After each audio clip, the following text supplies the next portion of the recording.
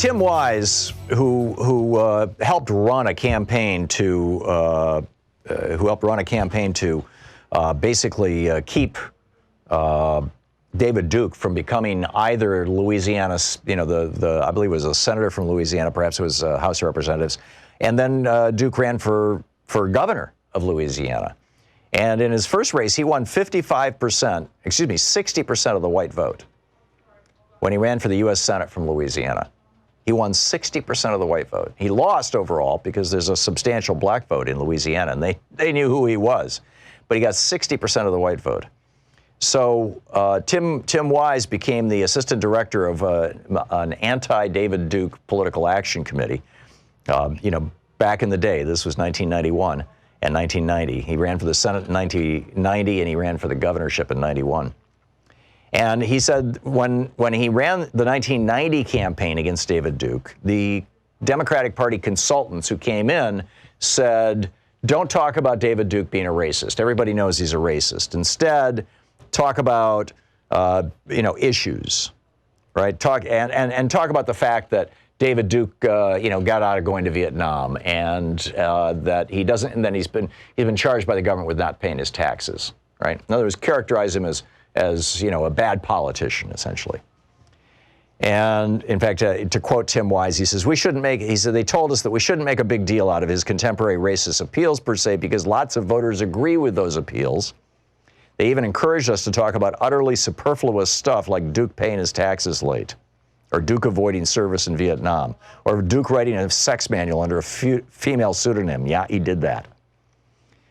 And he says, sadly, running a campaign like this ended up normalizing Duke as a regular candidate.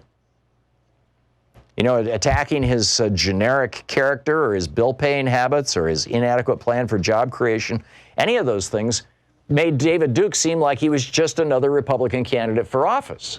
And when the Democrats ran a campaign against him in 1990, against him running for the United States Senate, even though David Duke was a Nazi, even though he was a racist, even though he was a former Grand Wizard of the Ku Klux Klan, they didn't talk about that.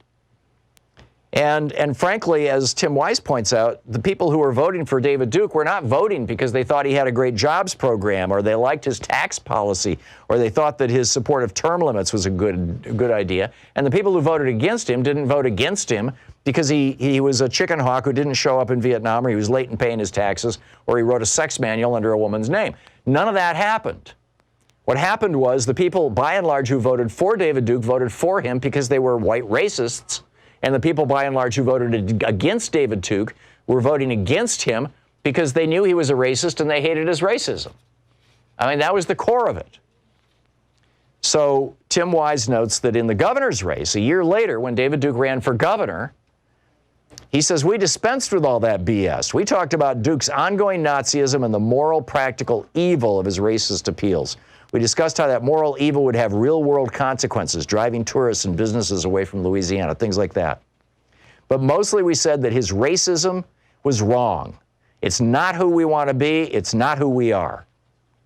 Now, he asked the question, he says, did this flip any of David Duke's voters?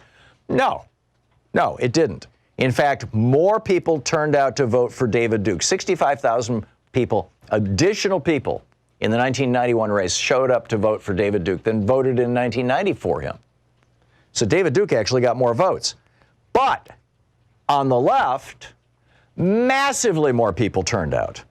He says just in one day, they registered 28,000 people. His white share of the vote went from 60% down to 55%. And his overall share of the vote went from 44% down to 39%.